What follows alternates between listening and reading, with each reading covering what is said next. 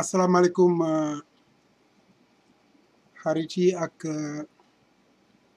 mbokk yi ak am di jàmm yi dama ne woon damay xaar tuuti sax ba ñu gën a am ay nit ñu wàll si pour mën a fekki waxtaan wi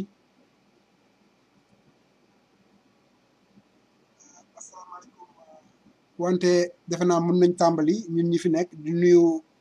Ahmad Gaye Max Boubacar Diallo ak ñeneen ñi nga xam ne ñi xëy na feeñaguñu sama écran di leen xamal rek ne lii nga xam ne moo tax ma jóg ne nañu def waxtaan wu ndaw wi jëmale ko si coow lii nekkoon suñu ginnaaw xëy na sax am nañu si pareegul dinañ si dellu si waat tuuti li nga xam ne lii moo tax ma jóg ne nañ si wax dafa fekk rek ne am réew buñ ko bokkee war nañ toujours di xool ni nga xam ne nii noonu la ñuy doxale ak ni ñuy waxe du nag leçon de morale du jàngal aussi kenn ku nekk sa magum bopp nga ku nekk lu la neex nga xalaat lu la neex nga wax lu la neex nga def kon jóguma pour jéem a jàngal kenn wala yar kenn parce que man sama wàllu bopp sax xëy na maa gën a mate di ñëpp wante réew moom réew rek la mën a doon dañ koy bokk donc mu nekk loo xam ne lii si attitude yi la si jikko yi la si wax yi la si jëf yi la bu si kanamee nag koo xam ne kii xëy na sax bëgg nga wax sa xalaat si waxtaan wi xëy na doo mën a woote si messenger bi parce que day dagg nga vidéo bi wante mun nga ma woo si sama WhatsApp numéro bi maa ngi nii di ko bind si écran bi donc muy commencé si 1 di indicatif fu États-Unis 347 967 94 94 donc bu ñu demee ba si kanam si biir waxtaan wi du ñàkk ñoo xam ne ñu bëgg a wax wala ñu bëgg a laaj wala daal ñu bëgg a participer joxe seen contribution si waxtaan wi donc su boobaa mën nañ ma woo si numéro bi muy sama WhatsApp mais may ñaan ñu bañ a woote si messenger bi parce que day dagg vidéo bi comme ni ma ko waxee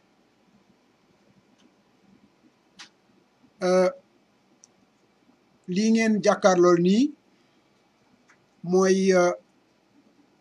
processeur bi mooy machine bi indi woon coow li machine bi nga xam ni moo nekk fële Ndakaaru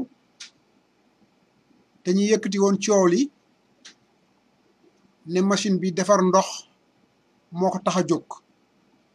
te ndox mi ngi koy defaree si ndoxu gannaaw kër yi pour mën koo jox waa Sénégal ñu naan ko loolu moo taxoon coow li bari ma yaakaar ne li am solo pour mbir mi balaa ñoo koy wéer parce que loolu dafa yàgg Sénégal coow day am ku ne coow si mu jëm fu nekk mais sa mujjantal gër dañ koy wéer dem si beneen coow na xam na am na ñoo xam ne ñu dinañ jàngat dinañ tirer ay leçons pour li si sunu kanam mais li si gën a bari coow li bu jeexee rek ñu jëm si beneen coow loolu nag moo tax tey man sama wàllu bopp ma ne bëggoon naa ñu ànd jàngat mbir mi balaa ñuy tourner la page moo tax ma tuddee émission bi titre bi avant de tourner la page quelle leçon faudrait-il tirer de la polémique sur l'omniprocesseur dinaa leen jàllale bu si kanamee li si responsable yi mujj wax muy directeuru ONAS bi demoon si site bi dinaa jàllale vidéo bi en français dinaa ko jàlle aussi en wolof loolu mooy li si mujj am ñu yaakaar ne xëy na loolu sax dina wéer coow li dina tax ñu ne leer na si bopp nit ñi dina aussi dalal xelu sénégalais yi si li nga xam ne lii moo tax usine bi jóg mu am nag lu bari luñ si mën a wax parce que ñi yëkkati coow li ñoom mbirim ndox la ñu wax ndoxum naan ne loolu moo tax usine bi jóg loolu nag boo ko waxee da ngay wax ne ndoxum naan aussi moo tax ñi defar usine bii defar ko ndoxum naan moo tax usine bii jar 1 milliard waxuma nag coût d'installation yi mais nee nañu coût usine bi maanaam machine bi 1 milliard la environ installation yi nag bu ñëwee ak équipement yi si ànd xëy na dina weesu loolu Bill Gates bi nga xam ne bii moom moo toog xalaat ko jël ay boroom xam-xam ñu gëstu si ba gis technologie bi ba ànd si dem si industrie bi ñu defar machine bi ba machine bi war a mën a ñëw tàbbi Sénégal ñu koy expérimenter bu ñu nee li leen taxoon a jóg ba def loolu yépp soppi ndoxu gannaaw kër mu nekk ndoxum naan moo tax ku nekk war na mën a ne loolu yenuwul maanaa te dinaa si dellu siwaat bi si kanamee ñun ñëpp war nañu mën a ne lii xanaa lu bees la xanaa usine bii mi ngi soog a am wala xanaa nit ñaa ngi koy soog a yëg ma ne déet benn te loolu dinaa si dellu si mooy lan moo tax ñu yëkkati coow li yëkkati ko si jamono bii. li may jëkkee mooy xalaatu usine bi kañ la am boo leen gëstoo te xam naa ne gëstu yooyu def ngeen ko si ñu gën a bari si yéen di ngeen gis ne depuis 2012 Bill Gates Foundation bi nga xam ne moo nekk Seattle si États-Unis dajale na ay nit ñu am xarañ ñu am xam-xam si wàllu technique wàllu technologie bi mu ko defee ñoom mujj a génne omniprocesseur bii jërëjëf Birane maa ngi leen di sant di leen nuyu di nuyu aussi ñi mujj ñëw Sidi Saner Marcel Mansour Amdou Khadim Kassé Cric Birane Gueye de l'Allemagne Saliou Diouf sama xarit Amadou Guissé de l'Italie merci Birane si félicitations yi ñuy jéem a rek bay suñu waar si li nga xam ne lii mooy tool bi nga xam ne ñun ñëpp ñoo ko bokk ñun waa Sénégal kon dellu si di wax ne 2012 la idée processeur bi génn si xalaatu Bill Gates Foundation ba ñu defar ko bi mu paree ñu war a seet fu ñu ko war a implanter mais balaa ma ñëw si loolu dama bëgg a jëkk a wax si les raisons fondamentales yi taxoon Bill Gates jóg ne dafay defar processeur bii li tax ma bëgg a taxaw foofu mooy processeur bi defar ndox bu nit naan taxul mu jóg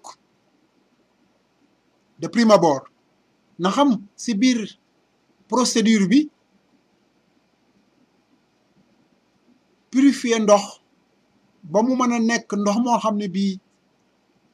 buñ ko testé chimiquement dinañ gis ne amatul benn bactérie ba nit mën na ko naan si biir procédure bi loolu am na si mu nekk résultante mais l'objectif fondamental bu processeur bi du jël ndoxu gannaaw kër di ko soppali ndoxum naan machine bi machine la pour assainissement moo tax machine bi jóg recherche yi ñu si def ba defar ko xaalis biñ si dépensé ba mu nekk machine environnement assainissement moo tax mu jóg même boo leen xoolee si li nga xam ne lii moom la ñu énuméré si projet bi muy projet Bill Gates nga xam ne ku dem en ligne mën nga ko gis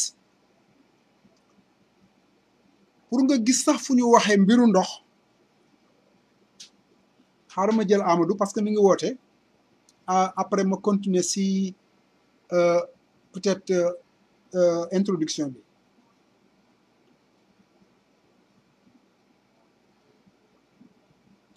bon Amadou dem na mais xaaral ma woo ko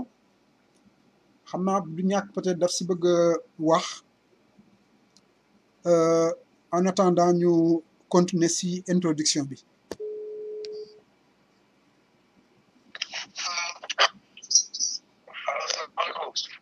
maaleykum salaam Amadou. na nga def. maa ngi sant yàlla. ça va ñu ngi fi ñu ngi si liggéey bi. waaw actuellement yaa ngi si antenne bi jërëjëf mais ñoo ko bokk. ñoo ko bokk alors parce que lii dafa nekk loo xam ne lii ñun ñëpp la war. bon ba tax na buñ koy def aussi dañ koy def pour leeral yu bari yoo xam ni aussi dafay war di leer parce que ay nit mënuñu nekk si réew rek lu leen neex yëkkati wax te kenn du si antu kenn du si wax bu yàggee day mel ne la nit ñooñu di wax loolu mooy dëgg te mbir mi gisuma lu ko gën a garaaw parce que dafa jëm si dundu doomu aadama waxuma sax santeem rek mais dundam si boppam parce que boo xoolee mbir mi ba si biir effectivement li ngay wax mooy lan moo tax ñi ko yëkkati ko donc bu dee da nga bëgg a sànni kàddu mën naa la bàyyi balaa may jël peut-être sa temps d'antenne comme ça nga wax li nga bëgg a wax en attendant ma dérouler vidéo bi nga xam ne bii bon amul son mais dama koy tegaale rek comme fond d'écran pour que ñi nga xam ne ñu xëy na gisaguñu woon sax vidéo bi ñu gis ko muy benn visite bu benn délégation égyptienne defoon en 2017 si surtout omniprocesseur bi na xam gis naa vidéo bi sax après si surtout si page ki nga xam ne kii moo yëkkati coow li du ma bëgg a tudd turu kenn en général parce que li am solo du tur yi mais wax ji nit ñi xamante nañu ku nekk la nga yëkkati xam nga ko donc man xaw moon sax ne vidéo bi nit ñi génne woon nañ ko ba wax si tey laa doon def samay recherche avant émission bi rek ma daal si yem ma gis ko li tax mu important ma bëgg ko dérouler nii si biir waxtaan wi au fur et à mesure ñuy wax nit ñi di gis pour wane rek grandeur u projet bi ak machine bi ni mu toll ak importance bi mu am ñu bëgg ñëw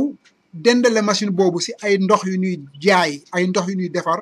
Sénégal pour nit ñi naan ko ak ni Sénégal amee ndox ak ni Sénégal amee possibilité en matière donc en matière d'eau loolu donc je pense que aussi dinañ si gën a dellu si wax ji doon donc maa ngi lay bàyyi nga wax ak askan wi. xam nga Sylla. xam nga dafa am ay maanaam ay genre nekk bon ay soi-disant journaliste.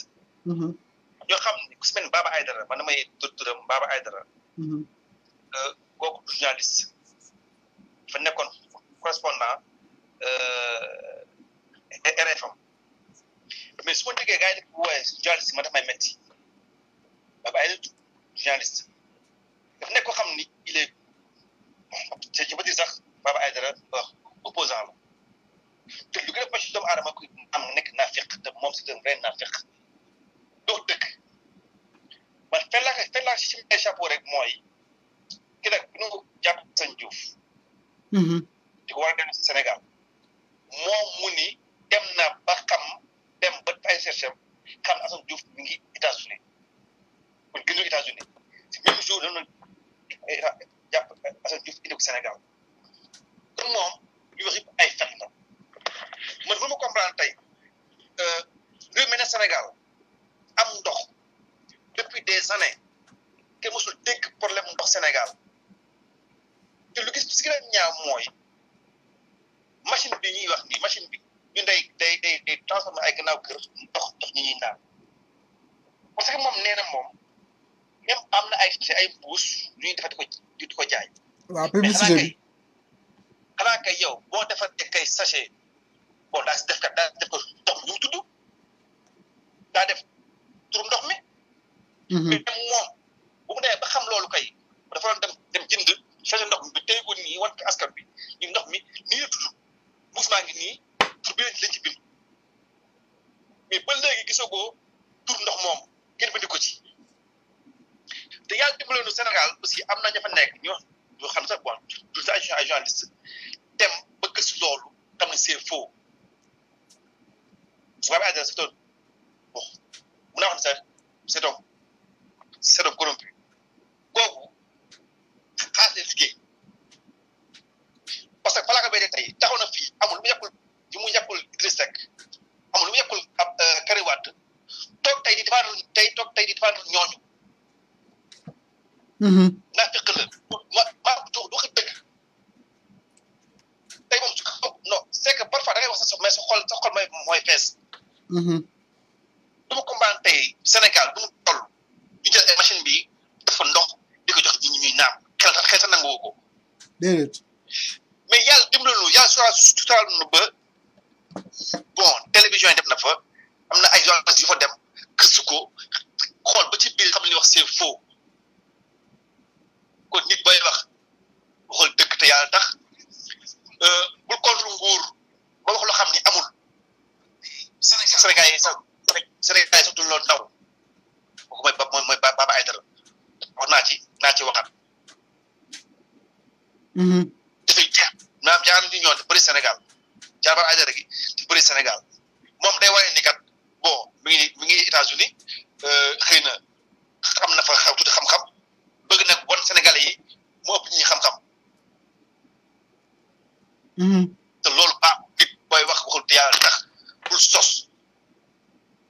mooy genre Pape Alé Niang gi rek ñoom c'est la même chose benn clic gi la. ñoom ñëpp a yem. mais nag bon kon bañ tëye ligne bi am na gars yi participer naa bàyyi ba ci kanam incha allah. waaw jërëjëf Amadou vraiment maa ngi lay remercier bon di aussi feddali coloré gi ñu am ak liggéey bi ñuy bokk te yow nga koy def foofu si Italie te ñëpp xam ko. di ko def pour Sénégal di ko def pour président Macky Sall parce que président Macky Sall boo ko liggéeyalee Sénégal nga liggéeyal sa bopp nga liggéeyal donc di am aussi mbégte bu baax bi ma ne damay def live bi sama xel ñëw na si yow ma ne xam naa su ma partagé vidéo bi di nga ko gis bu boobaa effectivement wóor na ma ne di nga ñëw daal di def sa contribution bon parce que lu bari dinañ bëgg di yëkkati ay waxtaan mais décalage horaire yi mooy indi problème tey nag jot laa am parce que nekkuma si liggéey bi maa ngi si kër gi bon il fait 15h06 à New York donc ma ne daal mbir mi balaa ñu koy wéer war nañ si mën a waxtaan daal donc maa ngi lay sant bu baax vraiment si sa contribution balaa ngay dem rek ma wax ne lii nga xam ne lii moom moo am solo te nga wax ko mooy ñi yëkkati seen kàddu si jamono yi yëpp di mu nekk ay kàddu yu safaanu ak li nga xam ne lii moom mooy soxal askan wi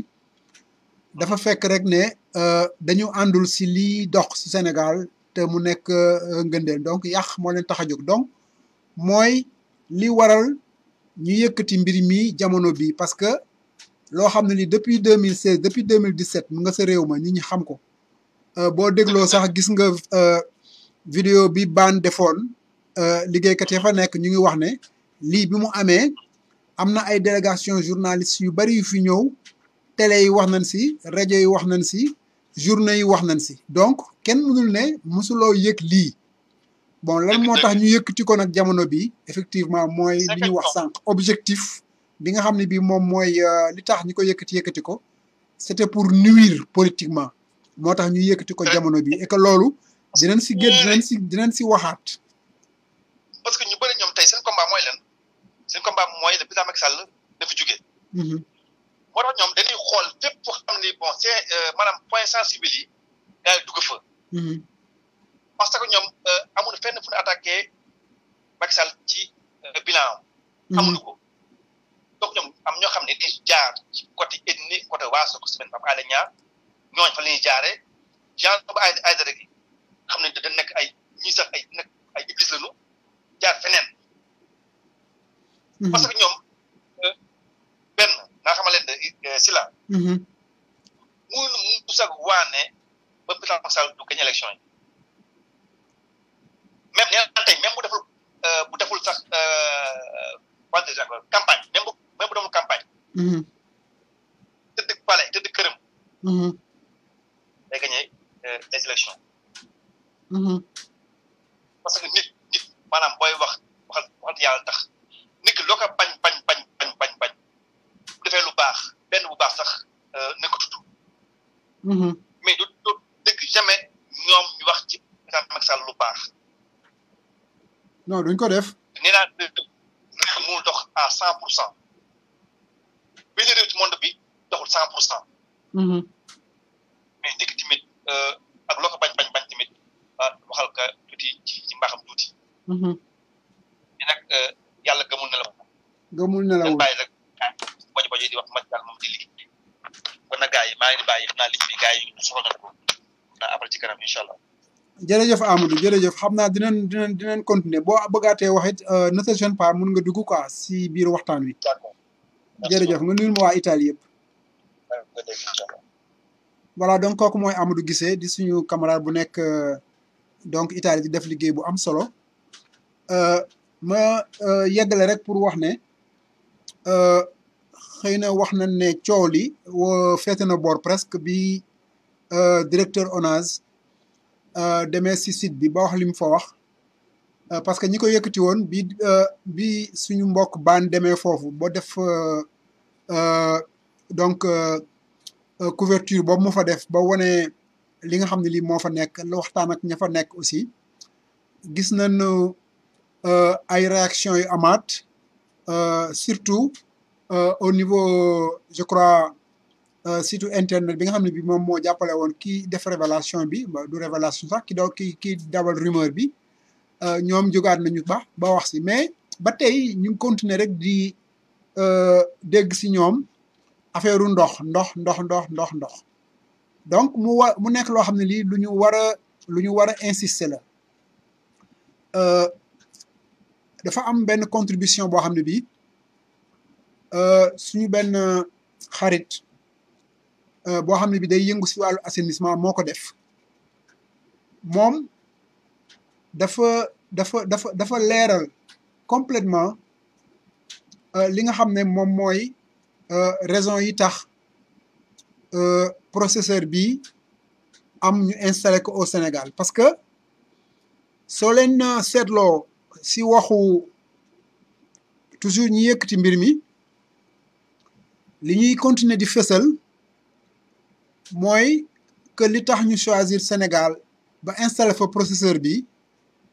parce que mooy Sénégal buggul dara parce que lii machine bu bon la loolu la ñu wax et que benn réew buggul ku ko installé si suufam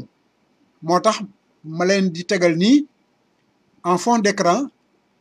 visite bi délégation égyptienne bi def au Sénégal te du benn délégation bi rek moom moo ñëw sur le site depuis bi machine bi nekkee fii ngeen mën a xool rek grandeur u projet bi ak importance su projet bi au Sénégal ak la nekk si ndox Sénégal yépp ñu bëgg ñu gëmloo que usine bi defar ndox moo ko tax a jóg et que ndox mi ñu ngi koy defaree si ay ndoxu ginnaaw kër et que waa Sénégal lañ ko bëgg a jox moo tax ñuy expérimenter foofu usine bi kii nga xam ne kii moom moo def article bii nga xam ne moom laa leen bëgg a jàngal tuuti def commentaire bi très rapidement parce que am na solo et que même bi may visiter toujours page ki nga xam ne kii moo yëkkati coow li gis naa ne moom suñu mbokk mi Bekay Sidi Diop di expert en assainissement autonome dugaloon na sax article bi si biir débat bi si biir waxtaan wi amoon si page boobu page ki nga xam ne kii moo yëkkati coow li mais taxul ñu dalal taxul ñu gëm ko am na sax ay réaction yu si am benn réaction bu may gis ne ñuy wax ne bu dee danoo choisir Sénégal parce que Sénégal dafa avancé en matière d'assainissement kon yeneen réew yi bu yóbboo ñu dem def leneen parce que Sénégal avancé wul en matière d'assainissement mu nekk toujours ay amalgame yu nit ñi teg parce que xamuñu ak amuñu ay information parce que même bu fekkee ne Sénégal en matière d'assainissement am na lu bari lu leen dese kuy waxal yàlla di nga xam ne am na jéego yu mag a mag yoo xam ni def nañ ko donc le docteur Bekay Sidi Diop di expert en assainissement lii la wax ma jégalu rek dinaa ko lire rapidement ci français xëy na ñi nga xam ne ñi duñu comprendre li may wax mën nañ koo résumer aussi bu ñu paree wala ci biir lecture bi dinañ xaw a sërxalaale ay baatu wolof pour ngeen comprendre donc moom bi coow lu jógee dafa ne j'aimerais apporter ma contribution à ce débat sur l'omniprocesseur en tant que biologiste, environnementaliste, expert en assainissement, acteur de ce secteur depuis plus de 25 ans et surtout citoyen soucieux du développement social, culturel, sanitaire, éducatif et économique de l'Afrique et de notre pays, le Sénégal. donc moom lii mooy liggéeyam moo tax bi coow li jógee mu ne il faut mu wax si mu ne c'est mon combat de tous les jours je parcours l'Afrique surtout les banlieues et les milieux ruraux depuis plus de 15 ans et je connais bien la fragilité actuelle et les besoins de développement de nos populations mu daaneel paragraphe boobu ne je ne cautionnerai ni ne participerai jamais à une action qui peut porter préjudice à ce continent qui m'est si cher donc conclusion boobu mu ne du ànd wala muy bokk ci dara loo xam ne lii nit a ngi koy yëkkati mu nara nekk lu bon pour continent africain donc suñu réew ñu war ko gëm parce que lii mu wax xam na ko mu introduire li assainissement mu nekk premièrement mu ne c'est quoi l'assainissement autonome je crois que c'est important que ñuy taxaw si xalaat yu mel nii parce que ku nekk xëy na am na si looy yëngu ku nekk am nga loo xam donc bu dee nit si domaine bi mu nekk domaine bi mu jàng domaine bi muy yëngu domaine bi mu am expérience am na lu ñu yëkkati si réew mi mu toog bind xalaatam jébbal ñu ko je crois que war nañ ko mën a partager ndax am na ñu bari xëy na jàng nañ ko mais am na ñoo xam ne aussi bootul dégg guñ ko woon ma xamal leen ne mi ngi sama page Facebook et que képp koo xam ne ki intéressé na la mën nga faa dem mu ne donc lan mooy assainissement c'est quoi l'assainissement autonome pour revenir rek pour dire que machine bi objet fondamental bi taxoon Bill Gates ak ñi mu àndal jóg moo doon comment résoudre les problèmes d'assainissement yi posé wu dans le monde entier comment résoudre ce problème environnemental bi nga xam ne bi dafa préoccuper non seulement les pays en développement mais même les pays développés parce que su amee ay problème d'environnement wala ay problème d'assainissement au niveau des pays en développement les pays développés aussi dañ koy yëg parce que surtout dans le cadre des rapports de coopération dañ leen di jàppale en filigrane affaire ndox mi dem na ba ñëw si ñu gis publicité bi li mu wonee nii Bill Gates naane loolu nit ñi nag jël ko dans un but de nuire mettre ko en exergue dans un pays comme le Sénégal donc mu ne c'est quoi l'assainissement autonome pour dellu si texte bi mu ne pour faire simple l'assainissement autonome est le type de gestion des eaux usées domestiques qui utilisent une fosse septique loolu mooy assainissement autonome le type de gestion des eaux usées domestiques qui utilisent une fosse septique à noter que ce type d'assainissement est actuellement utilisé dans des pays dits développés comme la France ou les États-Unis il est complémentaire à l'assainissement collectif qui utilise le réseau d'égouts, canalisation, stations de pompage et stations d'épuration. Nous parlons ici d'eau usée domestique et pas d'eau usée industrielle et d'eau pluviale. Donc, précision boobu, je crois que c'est important. Que fii eau usée domestique moo ñu concerné du eau usée industrielle du aussi eau pluviale. mu continuer ne l'assainissement autonome intéresse 70 à 100% des populations urbaines des pays en développement. La raison est simple, il n'est pas encore possible pour ces pays de généraliser l'assainissement collectif, maanaam le réseau d'égouts, ndax coût bi en raison de ces coûts d'investissement et d'exploitation très élevés. C'est dire l'importance de l'assainissement autonome en Afrique. C'est dire l'importance de l'assainissement autonome en Afrique. Léegi mu ñëw ci Sénégal mu ne au Sénégal ce sont environ 90% des ménages qui l'utilisent donc muy assainissement autonome 70% des ménages donc ñoom ñooy utiliser assainissement autonome au Sénégal comme toute technologie de traitement des eaux usées, y compris les actions d'épuration de la boue, est produite par l'assainissement autonome. Rien qu'à Dakar, ce sont environ 1700 mètres cubes de boue brute liquide qui sont produits quotidiennement. Nous conclure sans une prise en charge adéquate, cela représente un danger réel pour la santé publique et l'environnement. Et c'est là que l'on peut apprécier à leur juste valeur les enjeux liés au traitement de ces boues et en particulier à l'omniprocesseur. Donc, fii gis ngeen ne dans tout son développement li mu intéressé wu mooy comment gérer effectivement ces questions yi nga xam ni dafa lié à l'assainissement ak comment traiter ces eaux usées effectivement ménagères foofu la indee processeur bi ba tey waxu fi ay besoins d'eau à boire waxu fi ay nécessité pour ñu traiter ay ndox yu ñu naan mais ay problème d'environnement la posé ay problème d'assainissement. Deuxième question bi mu posé dans le débat mooy c'est quoi l'omniprocesseur OP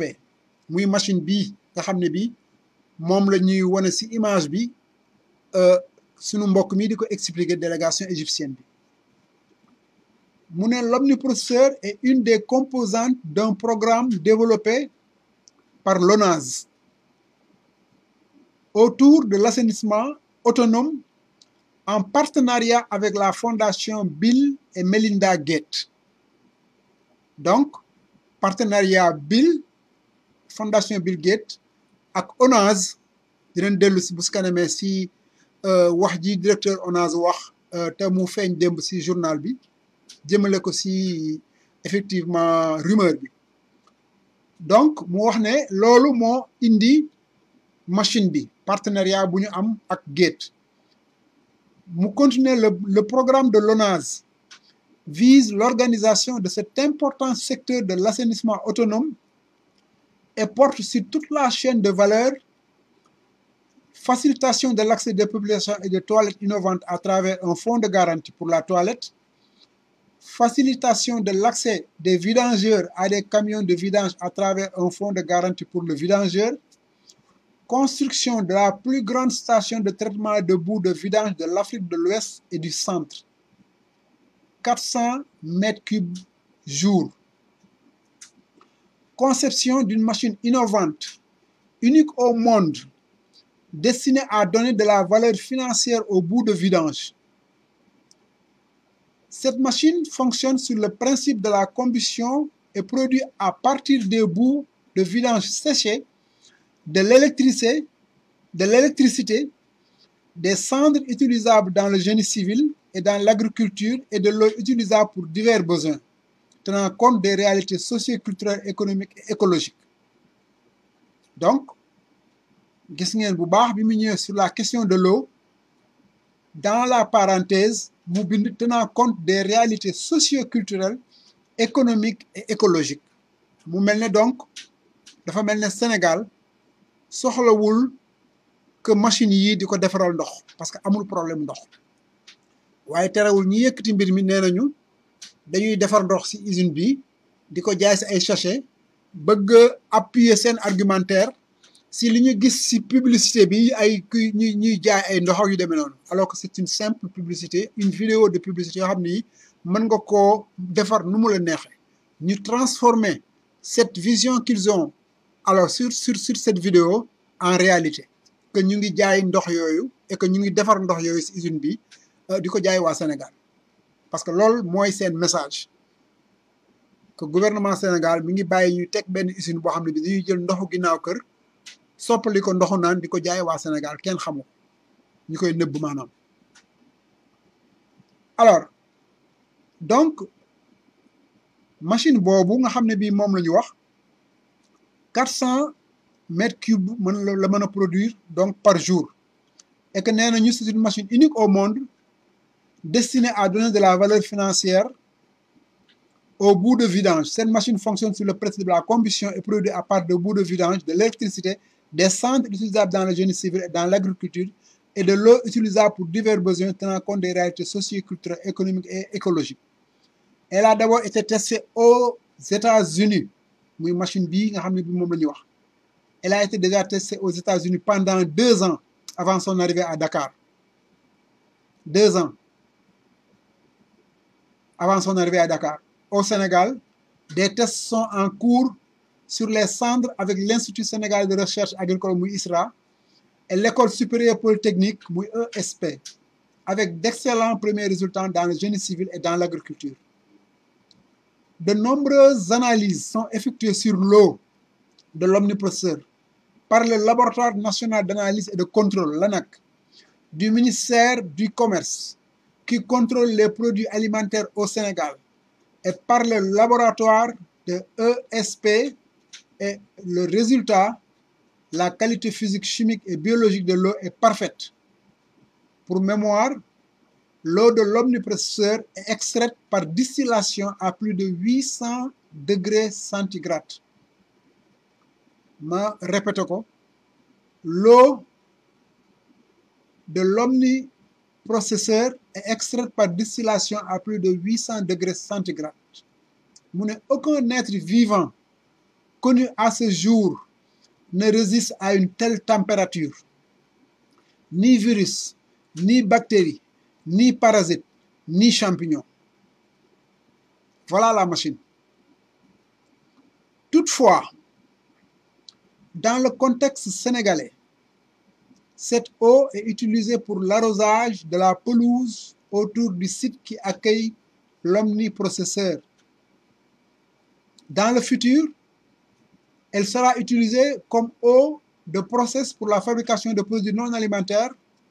comme de l'eau distillée utilisée pour le refroidissement des moteurs. Donc, aucun usage alimentaire d'aucune sorte, direct ou indirect, avec l'eau de l'omniprocesseur au Sénégal. Ça, c'est une conclusion. Aucun usage alimentaire d'aucune sorte, direct ou indirect, avec l'eau de l'omniprocesseur au Sénégal. Terewul ba démb si page ki nga xam ne ki moo yëkkati lii ñu ngi defaat encore ay détails pour dire que ndox mi ndox mu ñuy naan la, ndox mu ñu destiné à la consommation la pour les Sénégalais. Ba di wax alors dem leen si ay 26e minute de la vidéo mooy vidéo bi may jàllale, parce que fa laa gis sax ne vidéo bi ñoom jàllale nañ ko bien parce que man tey laa ko soog a gis. Parce que jamono bi coow yi yëkkati ko bugguma woon sax intéressé aussi parce que xaw ma woon sax encore lan la. Ma jàpp rek ne ñooñoo ko yëkkati, donc peut-être li ñuy yëkkati xëy na waruma intéressé ba ni ma amee d'autres éléments d'information gis ne quand même c'est extrêmement sérieux. Donc ñu ngi wax ba démb parce que gis naa ko si page am dem leen si 26e minute ak ngeen dellu si waat après à la 8e minute ay 38 secondes. Parce que tout simplement au moment bi ñuy dérouler vidéo bii de la visite de la délégation égyptienne am na échange bu am entre kii nga xam ne kii moom mooy moom mooy yore délégué di visiter la délégation égyptienne bi ak je pense sûrement son patron concernant une rencontre bu ñu war a am au niveau de la SONES de la SDE mi ko xaw ma SDE suba la xaw ma ay 9h ak yooyu. Alors defuñu commentaire si par rapport ak li tax ñuy mën a ñuy wax nit ñi ñu dellu si 26e minute boobu, mais c'est encore pour dugal si bopp nit ñi que SDE am na rapport ak ONAS si omniprocesseur bi. Donc ONAS day jox ndox SDE pour SDE di ko circuler sûrement dans les conduits wala mu koy mën a jox sénégalais yi. jéemuñu xam sax lan mooy objet rencontre boobu, mais toujours est-il que ñu ngi distiller si seeni propos message boobu que SDE ak ONAS dañu am rapport te loolu defe naa déjà directeur ONAS leeral na ko démb. Bu si kanamee dinañ teg donc vidéo boobu. Alors ma jàpp ne donc foofu avant ñu dellu si lu pourquoi le choix du Sénégal ñu wax ne fii le gouvernement du Sénégal daf si am une position très claire. Pas d'appropriation de l'omniprocesseur avant la fin des tests sur un temps suffisamment net, long pour éprouver les résultats. Voilà la position du gouvernement du Sénégal depuis bi processeur bi ñëwee. Pas d'appropriation de l'omniprocesseur avant la fin des tests sur un temps suffisamment net, long pour éprouver les résultats. Ainsi, la cérémonie qui avait été prévue à l'époque pour accueillir la machine avait été annulée. Le gouvernement est encore dans l'attente de la fin de l'expérimentation avec des résultats fiables éprouvés. Loolu moom mooy donc la fin du numéro 2. Léegi 3 bi mu ne lan mooy relation entre ndox mi nga xam ne bii moom lay omniprocesseur bi produire ak ndoxu SDE. mu ne il n'existe aucune relation entre l'eau de la SDE et celle produite par l'omniprocesseur. Amul benn relation entre ñaari ndox yooyu. Sànq gis ngeen may def le commentaire par rapport ak ñi wax ne dem leen si ay 26e minutes si vidéo beeg parce que dégg nañu wax affaire SDE. Amul benn relation te kii lii muy wax axulaay taalaam moo tax mu wax du loo xam ne daf koy inventé parce que bu fekkoon ne am na relation sur l'eau entre la SDE ak omniprocesseur bi du ñëw di amul parce que ëllëg mën nañ gis ne am na ñu weddi ko. Donc il n'existe aucune relation mu leer, vraiment aucune. À noter que l'omniprocesseur produit actuellement moins de 2 mètres cubes par jour. Il produira moins de 10 mètres cubes par jour dans l'avenir, une fois en plein régime. Cette quantité est plus qu'infinie par rapport à la production de la SDE et ne peut donc en aucun cas l'intéresser. Quantité boobu ñuy jëlee ci processeur bi mënul intéresser SDE. Pour rek tëj foofu vraiment Sénégal amuñu problème mu ndox bu war a tax ñu mën a wékk seen yaakaar ci ay omniprocesseur bi pour alimenter je crois les populations. Je pense que affaire ndox mi ñëpp xam nañ fi ñu ci toll ñëpp xam nañ li ci gouvernement bi def ñëpp xam nañ li nga xam ne ni mooy les possibilités en eau du Sénégal. Donc même considérer en fait l'omniprocesseur comme en fait li nga xam ne ni peut-être moom mooy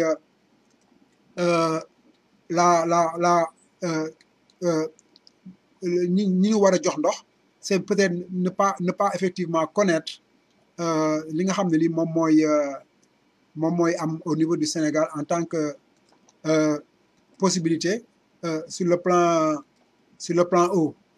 Mais excusez-vous toujours si image yi changé nii sans que ma mën a def le switch. Bon donc di dellu si rek pour dire que donc wax na ne amul benn raison. Par conséquent, il n'est pas juste d'établir un quelconque lien entre ces deux types d'eau. Par ailleurs, faire le lien entre l'eau de l'omniprocesseur et l'eau vendue en sachet ne fait que nuire aux nombreux Sénégalais qui vivent de l'activité de vente de ce type d'eau. Il me semble qu'il faut arrêter cela. Donc foofu muy wax rek ne même boo waxee ne ndox yi ñuy jaay sachet dañ koy relier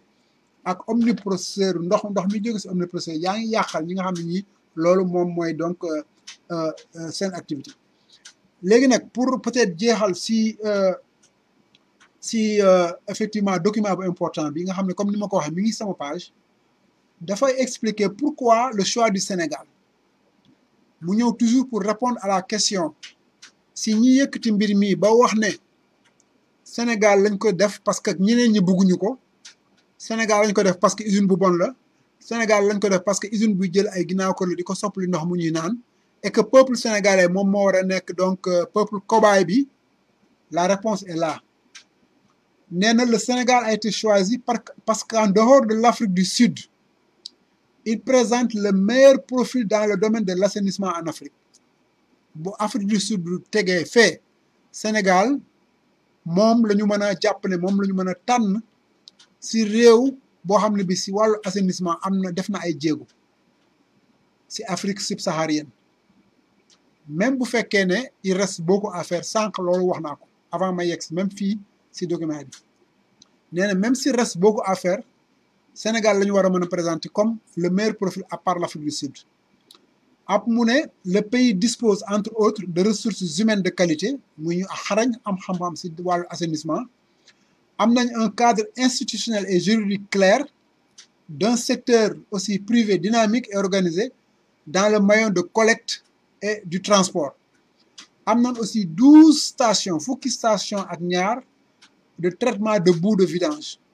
La plupart des capitales africaines ne disposent même pas d'une de ces unités amuñu ko nee na am na capitale africaine yu bari yoo xam ni amuñu benn unité de traitement Sénégal am na 12 unités de traitement. Donc Fondation Gates pour encourager le Sénégal si effort yooyu muy def en matière d'assainissement au moment où de nombreux pays africains et asiatiques y compris l'Inde et la Chine se battaient pour accueillir l'omniprocesseur Fondation Gates dafa choisir Sénégal pour encourager ko. Donc ñii ñi ngi wax ne réew yu bari bëgguñu processeur bi Sénégal moom nangu ko kii wax na fii ne au moment où de nombreux pays africains et asiatiques y compris l'Inde et la Chine se battaient pour ñu installer processeur bi foofu def fa les tests Fondation Gates dafa choisir donc le Sénégal pour l'encourager dans ses efforts. Donc foofu je pense que c'est un démenti tout à fait clair par rapport ak ñiy wax ne machine bi baaxul machine bu bon la Sénégal lu bon rek lay accepter moo tax ñu jël effectivement ñu jël machine bi pour def ces tests. Donc pour conclure mu ne aujourd'hui le Sénégal exerce dans le monde un leadership fort dans le domaine de l'assainissement autonome. Des délégations venant du monde entier, Afrique, Europe, Asie, Amérique, viennent en continu découvrir l'expérience de notre pays en la matière. Il ne me semble pas une bonne chose pour nous, Sénégalais, de mettre du sable dans le couscous. Personne ne gagne dans une telle pratique et tout le monde perd au finish. De nombreux pays africains et asiatiques se bousculaient pour accueillir l'omniprocesseur. Le Sénégal a été retenu du fait de son expérience nettement plus grande dans le domaine de l'assainissement. Soyons-en fiers. Donc loolu mooy conclusion wu document bii ma baamtu ko rek rapidement ci wolof mu ne fi mu toll nii Sénégal dafa wone liggéeyam ak jiitu bi mu jiitu ci wàllu assainissement ci àddina bi ay délégation yi dañuy jóge ci àddina bu ne continent bu ne muy Afrique muy Europe muy Asie muy Amérique di ñëw pour mën a découvrir jàng ci expérience su Sénégal en matière d'assainissement. Donc mu jàpp ne du lu baax du lu rafet pour ñun sénégalais ñuy jël suuf di ko def ci cere ji mu ne loolu kenn du ci jëlee njariñ ñun ñëpp ñoo ci ñàkk parce que réew Afrique yu bari ak réew Asie yu bari ñu ngi doon buuxante pour mën a jël projet bi ñu tànn Sénégal jox ko projet ndax expérience am mu jàpp ne donc ñun dañ see war a am effectivement fierté dañ ko war a ndamoo dafa war a nekk ci ñun pour ñun vraiment bànneex loolu le donc docteur Bekay Sidi Diop yeggale muy donc un expert en assainissement autonome. Le document est disponible à ma page Facebook ñu koy remercier vraiment ci contribution bi donc merci Camara Ahmed. Alors pour dellu si waat si waxtaan wi parce que xam naa ne déglu jafe na mais c'était important que ñu ñëw si détail yooyu parce que loolu mooy li nga xam ne lii moom moo am c'est la réalité du lu ma inventé du lu aussi Bekay Sidi inventé mais malheureusement ñi nga xam ne ñi leur objectif c'était de nuire parce que il faut le dire bu ñuy wax ne ñu ngi soog a ñëw pour xamal Sénégalais yàgg nañu wax ci seen page Facebook lii là non les gens pouvaient parler de ça depuis très longtemps et d'ailleurs nit ñi wax nañ ci Sénégal wax nañ ci lii depuis très longtemps la presse en a parlé les télés en ont parlé les journaux en ont parlé mais tey lañ ko épinglé parce que xam nañ lu tax moment bi ñu nekk ñëpp xam nañ que c'est un moment politique donc ñi nga xam ne ñi ñoom ñoo ko yëkkati amul wóor-wóorloo ils avaient un objectif de pour nuire seen objectif moo doon yàq réputation c'est pas objectif d'alerte des populations parce que bu fekkoon ne alerte moo leen tax a jóg ils avaient tout le temps depuis 2015 2016 2017 pour def un travail d'investigation et d'alerte à l'endroit des populations parce que kenn du ma ne xamuñoon ne usine boobu mi ngi exister au Sénégal kenn du ma ne xamuñoon ne usine boobu ay eaux usées domestiques lay traité donc que ñu toog ba léegi di ñu wax ne alors ils ont découvert ils ont vu l'usine yooyu yëpp ay waxu kasaw la c'est pas vrai ils ont choisi le moment opportun pour porter un coup effectivement à nos dirigeants au gouvernement te képp ku toog nekk sénégalais di lancer un message aux Sénégalais ne ñi nga xam ñi ñoom ngeen jox seen avenir ñi ngeen jox seen santé ñu ngi bàyyi usine boo xam ne bii usine boobu mën na leen rey ñu ngi koy bàyyi ci réew mi di defar ay ndox yoo xam ni suñu doomi dinañ ko naan yéen di ngeen ko naan et que ndox yooyu musiba lay indi ci ñun képp kuy lancer message bu mel noonu dans un pays comme le Sénégal je crois que war nga xoolaat sa bopp si ban type de message nga lancé te au fond quelle que soit précaution yi ñu jël ak quelle que soit interprétation bi ñuy def seen message le message est clair mooy Bill Gates a choisi le Sénégal parce que Sénégal bañul dara et que cette machine là c'est une machine buy def ndox jële ko ci ay ndoxu gannaaw kër et que ñun ñooy test yi les Sénégalais ñoom ñooy les cobayes ñoom ñoo war a naan boobu ndox alors que cette machine là raison fondamentale bi tax comme ni ma ko waxee ci njëlbéen bi may commencer waxtaan bi li taxoon Bill Gates jóg investir beaucoup d'argent ay experts tëju ay borom xam ay savant tëju ay usines liggéey ci ba defar machine bii ngeen jàkkaarlool mais kan moo war a mën a ñëw ne ndox kese moo ndox waxuma sax du ma ne sax ndox kese dama ne ndox moo taxoon moo doon seen motivation principale non c'est pas vrai c'est faux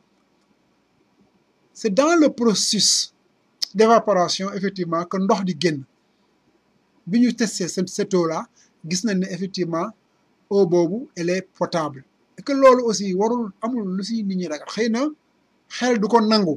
tout à fait d'accord et que sànq le docteur wax na ko en parlant des contextes culturels et sociologiques et économiques et environnementaux Sénégal soxlawul ndoxu omniprocesseur Sénégal am na ay lac Sénégal am na ay réserve d'eau Sénégal am na moyen yu mu effectivement fournir ces populations en eau donc du processeur bi la ñu yaakaar je crois que pour résoudre les grands problèmes d'eau que nous avons quand même soyons sérieux omniprocesseur bi c'est une machine conçue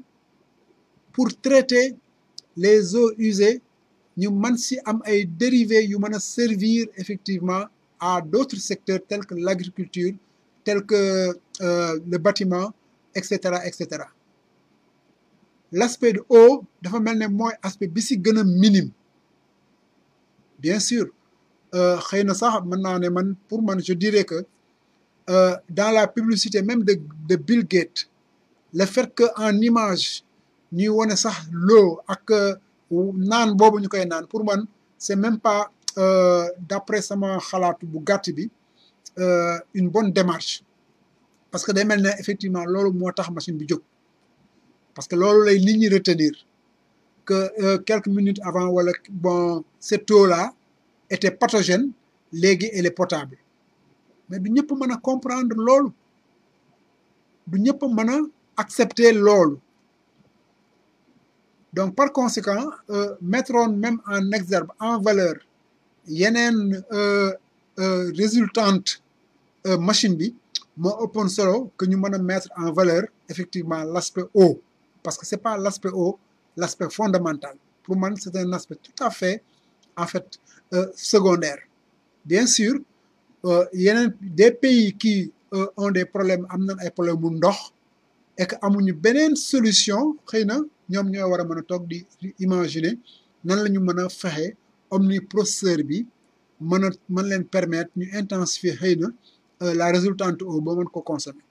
mais vraiment je pense que c'est extrêmement faible des pays yu war a mën a nekk dans ce besoin là. Alors pour donc conclure cet aspect boobu pour dire que et là je pense que ñun ñëpp war nañ mën a d'accord retenir ko omniprocesseur bi c'est une machine pour l'environnement, c'est une machine pour l'assainissement. Et que le fait que nous installions au Sénégal, je pense que c'est un avantage boo xam ne bi Sénégal am na ko et que dina ko tirer sur cette machine-là. Maintenant, les gens vont continuer à dire ce qu'ils veulent dire. Merci Doro. Ku nekk mën nga continuer def say commentaires mais la réalité elle est là et que si suñu kanam yu bari xëy na dina leer si wàllu woowu ba mbir mi mën a féete boor donc ñiy continuer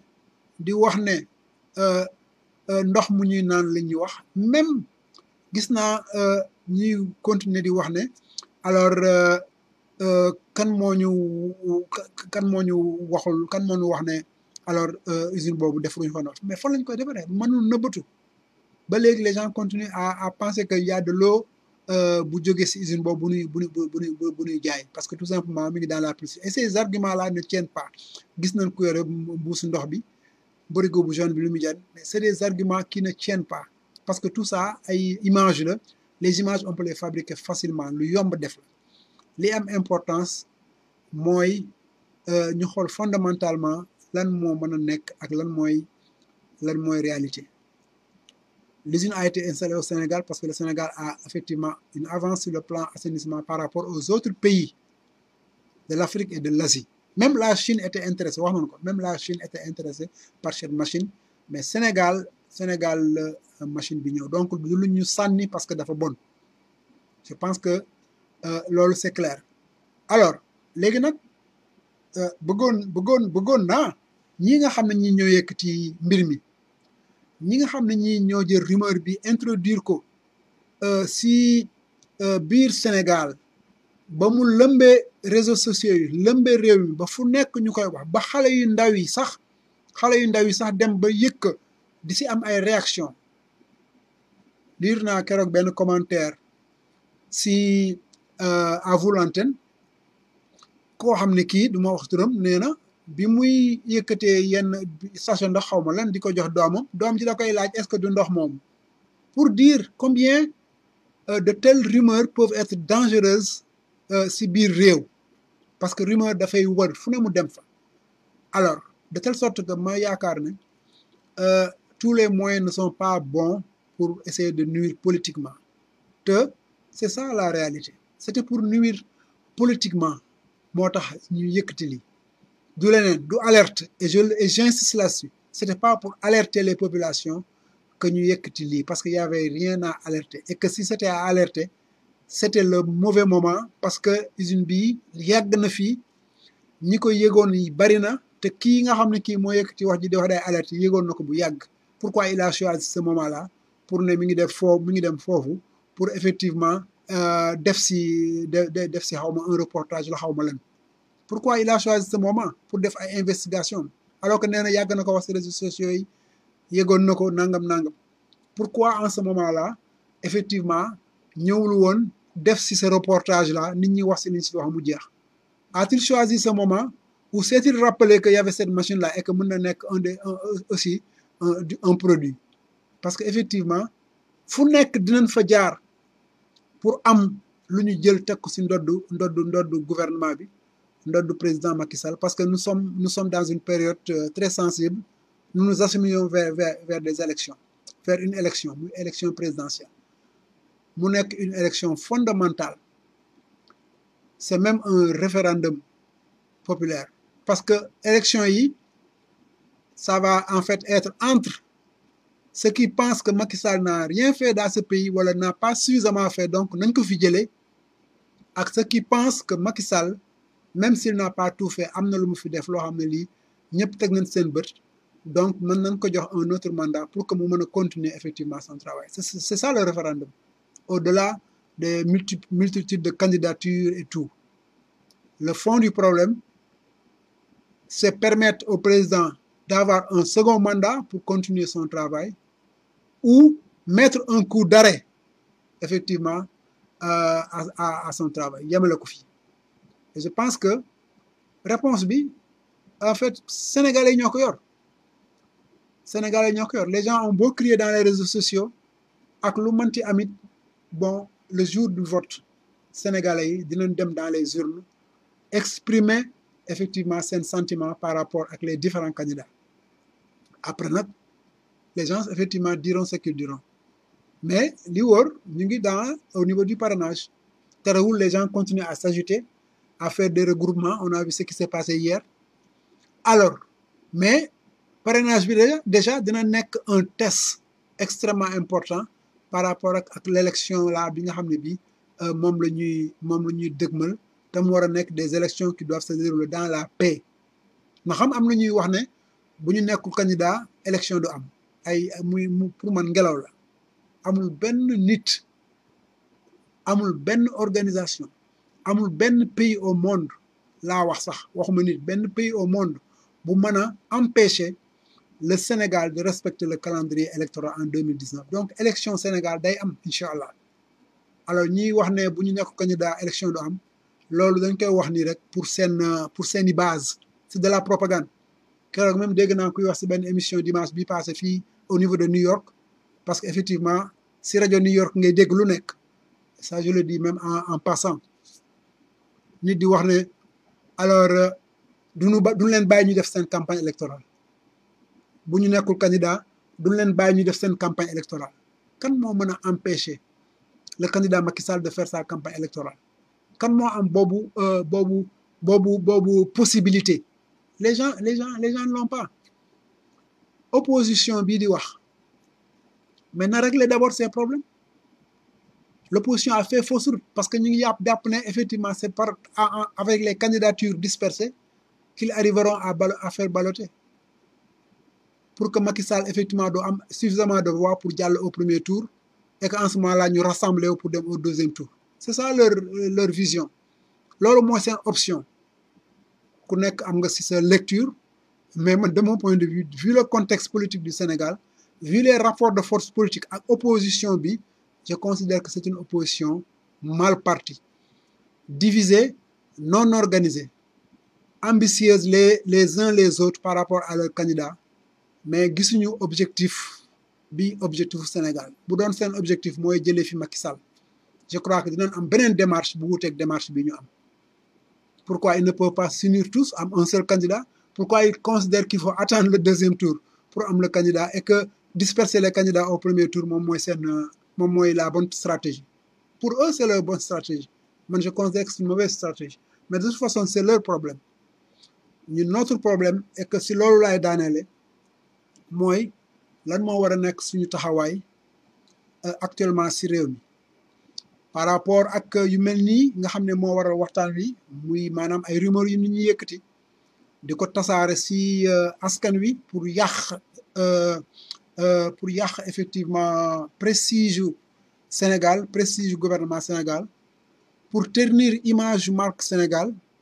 pour aussi ternir image yu marque dirigeant Sénégal pour ternir image de marque de la coalition Benno Bokk Yaakaar ak de son responsable le président Macky Sall qui est notre candidat pour 2019 je pense que attitude bi nga xam ne moom la ñu war a am mooy une attitude de faire face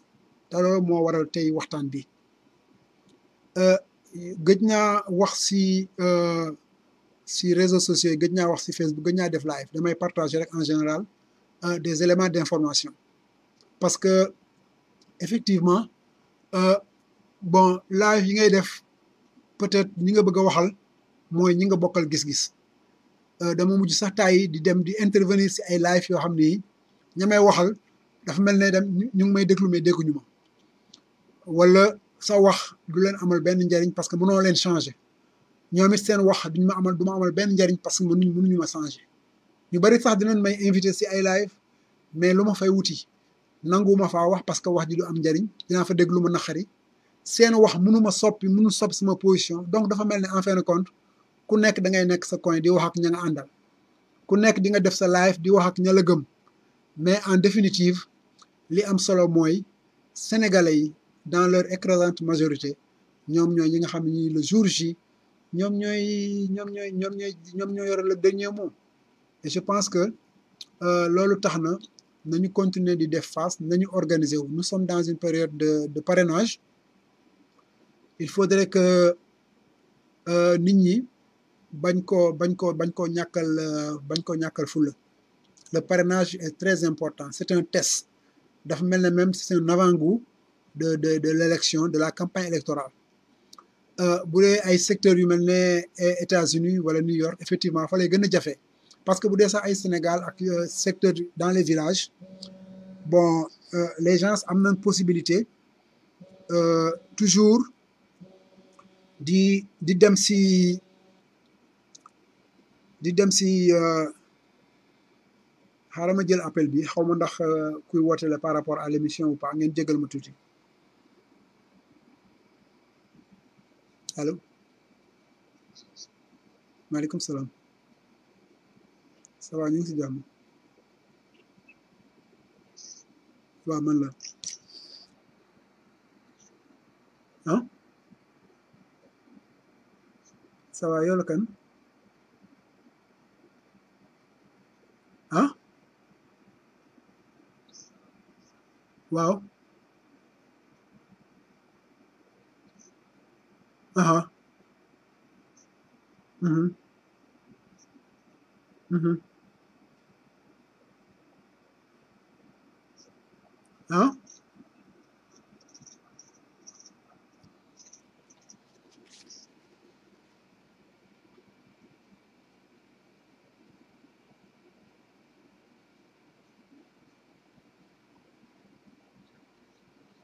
waaw maa ngi dégg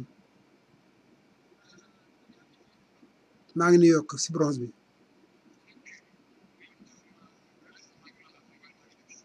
mhm mhm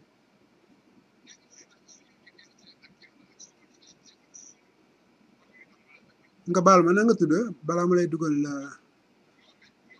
Mohamed naan Mohamed Gaye da nga bëgg a intervenir si antenne bi wala da nga bëgg a wax ak man voilà donc xaaral ma dugal la nga wax ñëpp dégg bisimilah. sëñ Idrissa. waaw siyaare naa ñu nekk ci antenne yëpp ñi lay déglu yëpp. maa ngi lay delloo siyaar ci ligne. affaire machine bi. yow argument yi nga indi dëgg-dëgg maa ngi jégalu nag mais doyul. parce que yow argument yi nga indi yow da nga indi ay défense yoo xam ne teguloo ko ci ay lu nit mën a taxaw. parce que problème bi mooy machine bi boo xoolee ci premier Bill Gates daf ne am na 2,4 milliards yoo xam ne ñi amuñu ndox mu sell mu ñu naan. moo tax mu sant benn ingénieur mu créer machine bi benn. ñaareel ba boo demee ci fi ko CNN doon interview CNN ñu ngi bind ci suuf xam nga Sénégal keroog bi Ahmed Aïdara defee jokkoom boobu ak Baba Aïdara. seen xawma directeur la ci ONAS xawma lu mu ci doon kooku moo woote mais machine bi dañ ko jox Sénégal parce que Sénégal moo gën le assainissement ci Afrique noire. gannaaw Afrique du Sud. loolu tamu du dëgg parce que ñoom li ñu bind boo xoolee ci CNN bi ñuy interview Bill Gates li ñu bind nee na machine bi lu tax ñu nee na mooy première machine post test ñu ngi koy test Sénégal. West Africa Dakar loolu la ñu wax. waaw ki ñu doon ki doon jokkoo ak Ahmed Aïdara muy seen directeur boobu ci ONAS moom def ne machine bi am na fële nangam ci gàttal. après mu ne machine bi lu tax ñu yóbbu ko Sénégal parce que Sénégal seen asile seen fo am na ñoo xam ne nii apu mënuñoo fay trop pour mu ñëw jëlal leen seen poste dañ koy nga cekk loxo ay bagage dégg nga kon ñun joxuñ ñu ko pour suñu assainissement moo gën a baax la ci Afrique parce que ñoo ci gën a bon la bu ñuy nekk ci poste ak loxo kon suñu assainissement baaxul dafa am wax yoo xam ne bu ci nit xasee fen ñaari fen rek loo waxati war nañ ko gëstu bu baax parce que machine bi dafa technique fu mu toll nii fa mu taxaw nii ak rafetaayam boo fa demee itam ñoom dañuy def seen propagande rek ñëw ne la machine baa ngi nii yow xamoo ci woo xamoo benn paay ba ci biir muy dem feneenam de encore ñu ñëwoon di vérifier machine bi xawma waa ji ingénieur loo xawma lan la muy sénégalais boobu wax na ne jaar na Gambie jaar na fii town boo ko déglu wax bi dafa bëri ngelaw nag mais nee na machine bi dina we also produce water 11,000 liters a day drinkable water this is what he said loolu la wax nee na dañuy produce water tam gannaaw bu mu wanee di produce courant leneen ni engrais yeneen ni brique mu ne dañuy produce water tam danañ produce water 11,000 liters a day ci ndox mu ñuy naan drinkable water du loolu lañ koy tekkee waaw drinkable water ndoxam naan defe naa ne su moo déggee wolof bi mooy ndoxam naan waaw xam nga ñoom bu ñu waxoon ne ah machine bi kat lii lay jëriñ waaye ñun duñ ko indee di comme suñu assainissement dañoo am problème fu ñuy tuub suñuy foos yi ñun dañoo éliminer ndox moomu ñuy wax ne ndoxam naan la ndox mi dañ koy defal fii tiwa baa ngi nii mu dem ci lac bi wala mu dem ci géej gi xam nga loolu dina nit dina ko mën a comprendre waaye boo taxawee ne machine bi li muy génne ci ndox sax motu sax bëri ko aidé ndoy baan ma fa dem loolu la wax démb may seetaan Momar Ndaw asko sen ba fa dem moom moo gën a fen sax moom moo gën a wax bu du dëkk nee na coola bi génnee fee moo tax steam bi moo tax ndox moomu di ñëw waaye ndox mi dañ koy sànni ci lac bi ke ingénieur bi jokkoon ak amee dara moom def ne ndox mi dañ ko arrosé sardin yi nekk ci xam nga ñaari wax am na nit ñi dofuñu nañu indi argument yu leer ci bopp nit ñi ci premier buñ newoon ne machine bi kat day defar ndox mais ñun intéressé wuñu ndoxam mi intéressé ndox mi fii dañ koy jaarale mu dem ci géej ku ne xam na ne assainissement réew yu bëri réew yu am doole bagage yooyu yëpp bu ñëwee ci machine daf koy traité sànni ndox mi ci géej gi ndox mi nekk ndox mu sell moo xam ne du mën a lor nit ñi loolu machine bi am na avantage boo xam ne nii foos yi ñu ngi ci dañ ko tuur ci mbedd mi ñu ngi ko yóbbu foofu mu ngi koy traité ndox mi muy traité tam ndox mi ni ñu ko waxee 0,000 ndox mu clean la mais nekkul ndox moo xam ne ci suñu diina mën nañ ko te diina lu mu la xas wax na la lii dafa araam wala lii naan boo ko bàyyiwul rek problème ci nekk comme ñu ne sina dafa araam njaaloo dafa araam bàyyiwuñu ko ñu bëri d'accord nañ ne njaalo bokk na ci li nga xam ne nit ñi ñu ngi koy amee HIV du dëgg léegi nag ndox moomu noonu bu fekkoon ne dañ koy essayer ci ay mala wala ci leneen fekk 10 ans 15 ans danañ xam parce que fii ci Amérique ñoo ñëw matuwaay foofu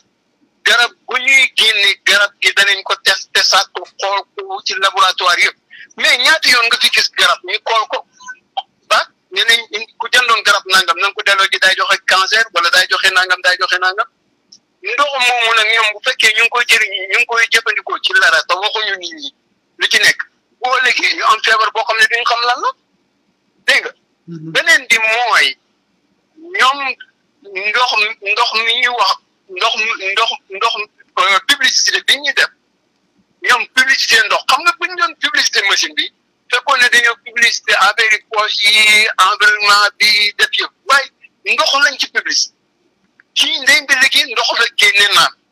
bi mu demee Sénégal publicité biñ publicité Sénégal ndox lañ wër di ko joxe gannaaw bu ñu wanee ni ñoo nekkee poche yi ak loxo kii yëpp wane ndox mi jox ko waa ji naan ko xam nga foofu moo teelu xel ni léegi yow man li ma la advice mooy parce que kii di Baba Aidara man yenn saa yi ma ànd ak moom yenn saa yi du ma ànd ak moom mais li mu indi dafa technique parce que man yàgg naa koy dégg mu koy wax depuis 2015 foog nga il faut nga expliquer lii nga dem ci cosaan bi ci cosaan ba lan moo tax a jóg machine bi ak lan lay def ak ba mu kañ la ñëw Sénégal ak lan lañ ci wax mais boo war a taxaw rek ni ñi wax ne lii laay def dañuy yàq xel Sénégal dañuy def nangam loolu du argument bu leer léegi daal man li ma lay ñaan mooy demal nga gëstu ci wuti argument yu leer ba mbir mi mën a leer ci suñu bopp bu ko defee boo ñëwee nga def live wax nit ñi lu leer mais li ngay def ñii moom politique. waaw avant ngay dem dama bëggoon ñu waxtaan tuuti. waaw maa ngi lay dégg. waaw léegi nga effectivement li nga mujj a wax laay commencé après dellu si yeneen yi nga wax li ma ko jubloo aussi rek mooy ñu waxtaan maak yow mën a sottante ay xalaat ñi ñuy déglu aussi xëy na man see jëlee njariñ bu dee lu mën a am la. ok bon li nga mujj a wax mooy affaire politique effectivement looloo tax xëy na ma jóg naa dem wuti ay information yu gën a leer soog a def live. yu leer ak argument yu leer. si loolu laa lay tontu. xaw ma ndax bi ma commencé live bi nga dugg commencé déglu wala si biir live bi wala si fin live bi nga dugg mais ak lu mu si manti doon li ma bëgg a wax mooy wax nga affaire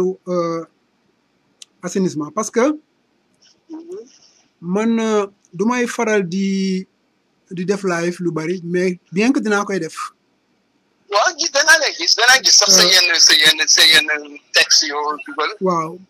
jamono yi ñu génn yëpp nag li si gën a bari ay damay partager dinaa def nii live mais du man maay wax damay partager ay information nekk naa nit koo xam ne kii aussi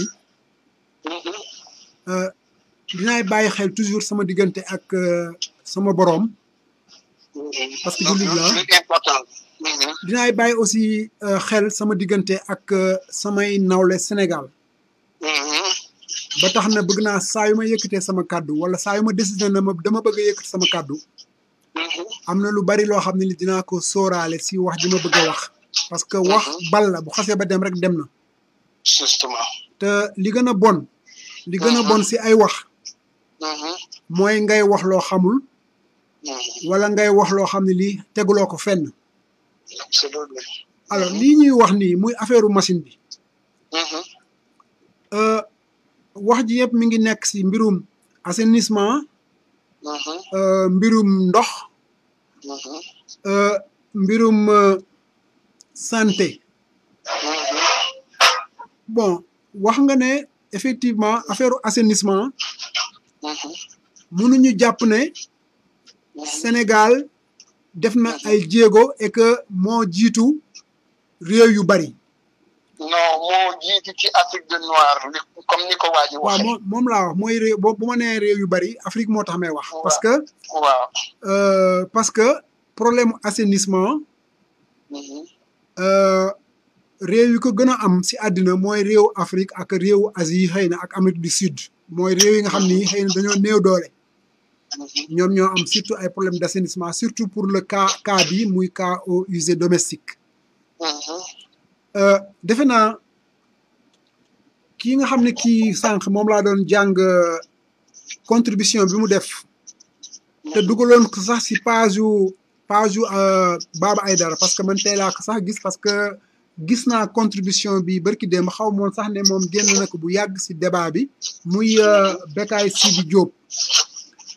Bécaye Sidi Diop assainissement lay def expert la en assainissement autonome léegi ñaari affaire moo mën a am si ñun muy yow muy man muy keneen nit ki bu waxee ne lii ma wax mooy sama liggéey lu ma xam la sama axulaay taala moo tax may wax dañ koy gëm wala ñu bañ koo gëm effectivement parce que ku nekk yaa moom sa xol yaa moom sa xel yaa moom sa bopp bu la neexee nga gëm wax bu la neexee nga ne li kii wax du dëgg man dama ne Bécaye bii wax Bécaye Sidi Diop bii nekk expert en assainissement autonome jàpp naa ne li mu xam si assainissement man xaw ma ko si assainissement parce que assainissement du sama domaine du sama liggéey jànguma ko mais sañ naa sukkandiku si lu ab sénégalais bu ne moom jàng na ko wax ma xool la mu wax sama xel daj ne lii kat mën naa ko gëm ma gëm ko loolu mooy benn bi si wàllu li nga wax ne Sénégal dafa tardé si wàllu assainissement Bécaye dafa ne non dama ne loolu dafa li mu wax dafa uute ak li nga xam ne américains yi moom la ñuy wax moo nekk ci vidéo boobu moom la CNN bind tam waaw d'accord léegi man damay man yaakaar naa ne maa ngi ko am sama page Facebook mën naa la ko envoyé waaw man boo ma ko envoyé woon même balaa émission bi jeex dina nekk élément bu intéressant parce que ñoom bu ñu waxee loolu ci directeur bi wax lii ñoom nit ñi Sénégal amuñu assainissement bu baax parce que nit ñi ñu bëri Dakar ñu bëri amuñu xaalis moyen pour fay trop mu ñëw jël si seen force dañ koy génneeg seen loxo yenn saa yi duñ ko mën a yóbbu sax dañ koy tuuri yenn saa yi dañuy gas pax image boobu image boobu gis naa ko mais lii la Sidi wax Sidi dafa ne pourquoi ñu choisir Sénégal waaw moom laa la wax waaw mais moom dafa wax ne pourquoi ñu choisir Sénégal mais lii ñoom boo xoolee ci li seeneen bind mais li nga wax dégg naa ko li nga wax dégg naa ko bu baax li nga wax ne ñun dañuy choisir ay méthode loxo ki ay gas loolu dégg naa ko mais loolu dégg naa loolu même élément boobu dégg naa ko mais dama ne Sidi dafa ne Sénégal li Sidi wax laa de Sidi dafa ne Sénégal à part Afrique du Sud moom moo présenté meilleur profil si domaine assainissement fii la ko teg nag dafa ne Sidi dafa ne Sénégal li mu am si ressources humaines si wàllu assainissement maanaam ñu xarañ si affaire wàllu assainissement yeneen réew Afrique yi amuñu ko mu ne waat cadre institutionnel ak juridique bu leer bi am si wàllu assainissement yeneen réew yi amuñu ko waaw non xaar ma yeggale nga def may ma yeggale nga def sa commentaire non may ma yeggale rek may ma yeggale nga def sa commentaire may ma yeggale nga def sa commentaire dama lay yegg dama bëgg rek ma bàyyi la parce que maa ngi dugg si liggéeykaay bi waaw mais donc ma wax rek ne Sénégal am na fukki station ak ñaar yu def traitement boue vidange nee na capital yu bari en Afrique amuñu sax benn donc pour man Bill Gates li tax mu def choix bi xam na ko mais man su ma jàppee yow sa message li ma si retenir mooy comme nee nga xamuñu sax ndax amul yeneen tuyau yu ñu branché feneen mooy que affaire bi am na lu ñuy def te waxuñu nu ko parce que nee nga du ñàkk ne am na ay pipe yu ñu branché feneen dama ne sa xel mën na dégg parce que sa xel mën na ko dégg waaw loolu la dama ko jël sa wax keneen génn wax li uteeg moom keneen génn xam nga dama ko jël sa wax rek produire sax lu mat bëri ko ndox kii ñëw ne 11,000 litres te kooku mooy technicien bi yore enquête 11,000 litres te waaye yow mën nga yow ma laaj la benn laaj si wàllu machine bi yow yaakaar nga ne Sénégal soxla na machine bi pour régler problème ndoxam loolu mooy wax yi ñëpp nag loolu la ñuy laajte waaw mais très bien nekk fa di defar ndox fu mu jëlee ndoxam ni très bien xam nga Sénégal soxlawul machine bi pour am ndox mu naan kon xam nga ne mën nañu non déglu ma rek ma daaneel si foofu xam nga nit ñi ñiy wax dañuy bëgg a dugal si bopp nit ñi ne que SDE miy jox Sénégal ndox mu naan dem mi ngi lëkkoo si secret ak machine bi et que ñàkkul am na ay ndox yu ñu naan Sénégal yoo xam ni machine bi moo koy def loolu laa ne ku mu neex nga gëm ko mais man sama wàllu bopp laa man Idrissa Sylla waaw mënumaa jàpp ne et que yenewul maanaa que ñu war a mën a wax waa Sénégal que machine bii mi ngi defar wala war na mën a defar wala dina defar yi ndox ëllëg di ko dugal ci réseau SDE pour waa Sénégal di ko naan loolu kenn benn sénégalais waru ko mën a jàpp kenn aussi waru mën a jàpp ne machine bii mi ngi lax ay boor yoo xam ne ñu ngi fay defar ay ndox di ko def ci sachet di ko jaay wax nga sànq affaire publicité bi wax nga sànq ne ndox la ñëw boo déglu woon sama xam nga fu loolu boo ko waxee itam am na beneen question bu ñu la mën a laaj waaw léegi au lieu que ñu publicité li machine bi def lu tax ñuy publicité ndox mi di ko jox nit ñi naan wax naa loolu wax naa ko ci émission bi moo tax sànq waaw benn ngi ñaareel ba mooy lu tax ña fa demoon noonu di wax ne dañuy dem SDE lan SDE xam nga lan mooy liggéeyam xam naa luy liggéeyam lan moo leen war a link ak SDE foofu tam question la xam nga mbir mi xam nga question ak conclusion du benn man waxuma ne nangam la wala daay defar dañuy naan ndox mais mbir sama xel moo ci tey dama ci gisagut lu leer parce que li ñu xam ne moom motivé kii moom machine bi ak li Sénégalais yi man dama gis ne gouvernement bi dafa envoyé ay personnes comme yow rek ngeen di ko défendre mais nag foog ngeen indi lu leer yéen li leer xam nga fi mu ne nii amul jàpp naa ne sëñ bi man jàpp naa ne comme ne nga gouvernement dafa indi ay nit ñu koy défendre comme man dama jàpp ne amul lu leen mën a indil yéen damay wax sama axlaay taala amul lu leen mën a indil tey yéen si affaire machine bii ba tax ngeen gëm parce que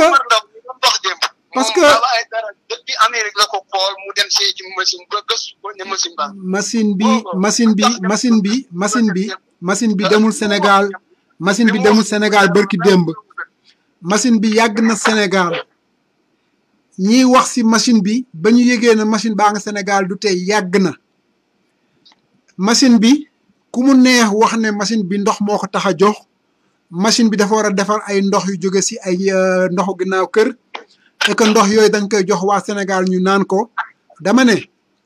pour man wax jooju yenewul maanaa waaw mais man aussi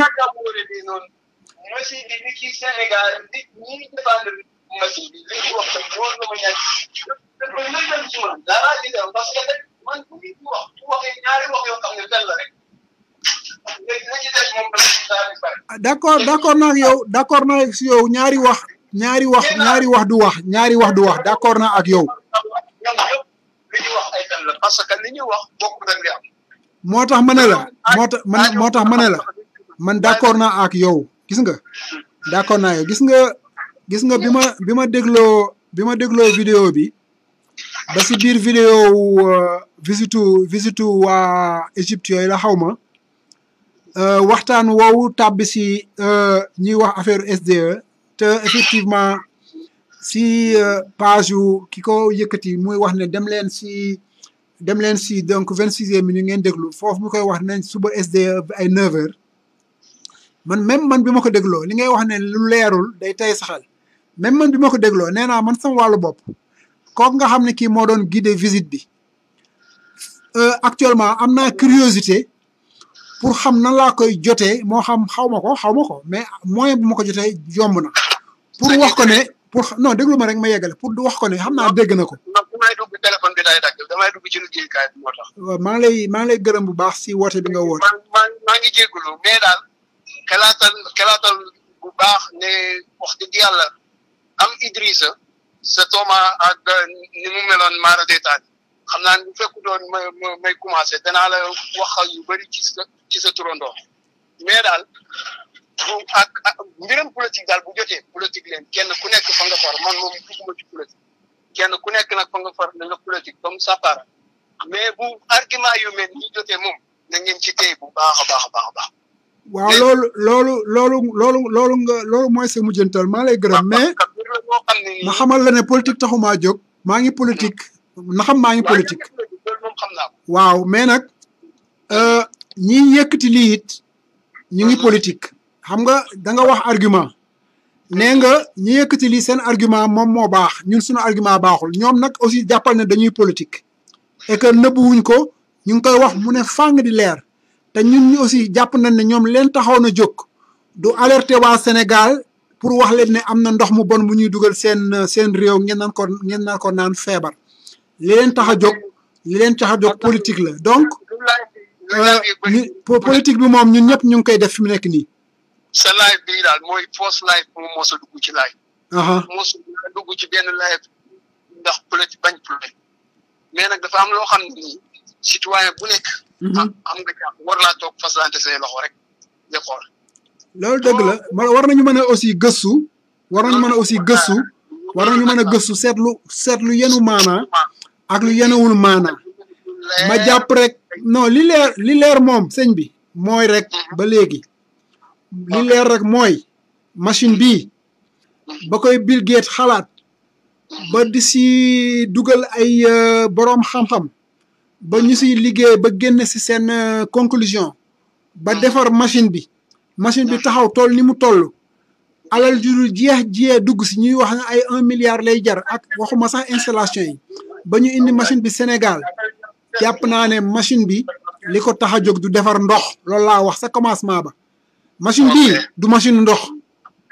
maa ngi ci biir àll bi mën naa am téléphone bi dana la. baax na du ñàkk dinañ amaat yeneen occasion waxtaan di la sant di la gërëm. incha allah. merci. jàmm xewal. voilà donc maa ngi gis ne ba léegi am na ñoo xam ne ñi effectivement ñu ngi topp live bi gudd na ma si jéggalu suñu mbokk moomu ñëwoon léegi donc dégg ngeen waxtaan bi nga xam ne bii moom la ñu am muy rek li may wax sànq nit ñi ba léegi li ñuy jàpp bëgg ko saxal si boppu doomu aadama yi mooy que machine bi ndox moo tax mu jóg et que am na lu ñu leeralu am na lu ñuy nëbb ma jàpp rek ne li leer na ba pare machine bi ndox taxu ko jóg de je crois que képp koo xam ne kii sa axulaay taala moo tax ngay wax di nga wax ne machine bi ndox taxu ko jóg machine d'assainissement la ku mu neex na nga wax lu la neex Sénégal amul problème mu ndox ba war a basé wu si machine bi amul kenn koo xam ne kii mën na wax tey ne ndox mi ngi jóge fii ay wax nañ ay bootul branché nañ si ay tuyaux am na lu ñu waxul ak mais yooyu yëpp ay waxu ku daanu si saret la sama baat si kaw lii am fii lu ne fàng la machine bii fa mu nekk usine la làquwul nekkul fenn biir Ndakaaru la nekk lañ sa wax daal vraiment bu fekkee ne doyul nit ñi dara mënu leen doy li nga xam ne li nag moo ma taxoon jóg di def waxtaan wi wax naa ko dama jàpp ne réew buñ si tolloo nekk si am na yu bari yoo xam ni war nañ ko war a mën a xoolaat newuma nag kenn amul droit wax kenn amul droit alerter wala kenn amul droit jox sa opinion ni nit ñi amee droit joxe seen opinion loolu moom may droit tey ma may joxe sama opinion dama ne avant que ñuy tourner la page yan leçon la ñu mën a tirer si polémique bii ñu am si processeur bi man leçon bi ma siy tirer mooy sénégalais effectivement am na lu bari loo xam ne lii mën nañ ko wax ne même bu fekkee ne am na expérience même bu fekkee ne xelam dina màcc dina def attention parfois këf leen day yomb si ay mbir et que dafa am ay questions yoo xam ne dafa nekk des questions très sensibles la question de l'eau daf si bokk ku xam ndox li muy jariñ doomu aadama sur le plan sanitaire sur le plan même de ses besoins vitaux gis nañ problème ndox mi jamono bii mu amee Sénégal ni mu mel boo yëkkati sa kàddu jëmale ko si ay questions vitales effectivement na nga xool bu baax li ngay wax léegi nag joxuma kenn leçon defuma benn leçon de morale ku nekk yaa moom sa bopp ku nekk mën nga wax la neex mais de pour le cas de cette machine là dama ne du dëgg tey du dëgg suba que bi Bill Gates def machine bi defar machine bi defar ndox moo taxoon mu jóg na xam machine bi si biir processus am dina defar ndox mais machine bi machine de traitement la de la boue machine de traitement la des eaux usées des eaux domestiques usées et que loolu moom mooy rôle fondamental am loolu moo tax Sénégal intéressé aussi et que moo tax aussi beaucoup de pays dans le monde intéressé aussi loolu daal mooy sama conclusion principale donc ñëpp dina nangu jàpp ne c'est pas une machine pour fabriquer de l'eau et que kenn masul sax xalaat te loolu jarul sax ñu koy wax que Sénégal day xaar ci machine bi dara ci wàllu ndox parce que amuñu problème ndox donc kuy alerter sénégalais yi ne def nañ fa machine bu leen di jaay ndox wala bu leen di def ndox wala buy liggéey ak waa SDE yaa ngi bëgg a wax nit ñi ne SDE dina dugal dans le circuit de l'eau boo xam ne bi ci machine bi la jógee ce qui n'est pas possible ce qui n'est pas vrai loolu mooy le contre-message si ñi envoyé ce message là depuis ces jours là et que mu leer donc avant ñuy jeexal dinaa leen tegal en fait dernier vidéo yoo xam ni moom moo jóge ci directeur ONAS démb te muy vidéo am def na ko pour dalal xelu nit ñi et si pour leeral li nga xam ne lii moo taxoon rumeur bi jóg mu nekk effectivement une fausse rumeur et que si loolu la ñuy xëy na tàggoo mbokk yi di leen jéggalu d'abord si guddaay bi mais aussi di leen sant si ñëw bi ngeen ñëw pour fekke waxtaan wi di leen xamal ne aussi saa yu ay mbir yu am solo yu toll nii ñëwee dinañ yëkkati suñu kàddu jéem a weccoo xalaat ak yéen lépp loo xam ne lii xalaat nañ ko dinañ ko wax képp koo xam ne ko si am na si xalaat dinañ la ubbil nga wax mu nekk loo xam ne dinañ si mën a en fait jële njëriñ daal di sant ñëpp di gërëm ñëpp di yeggale rek si donc vidéo yi ma leen wax muy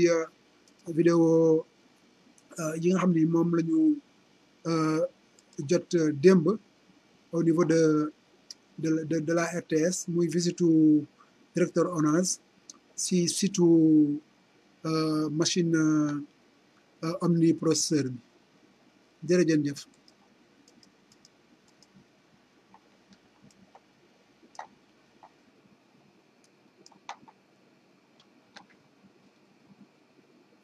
Un instant.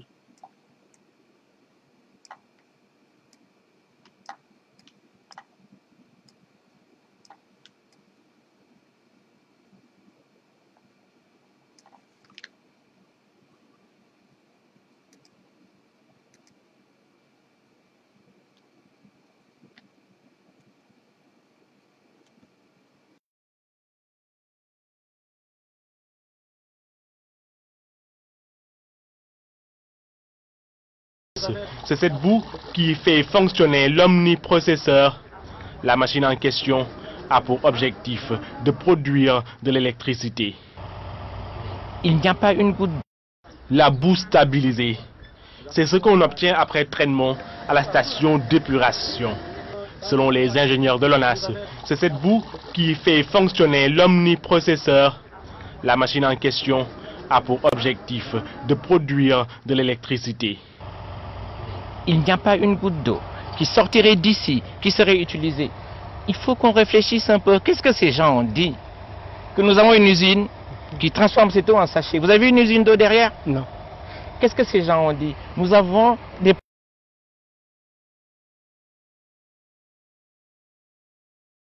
protocoles avec la SDE.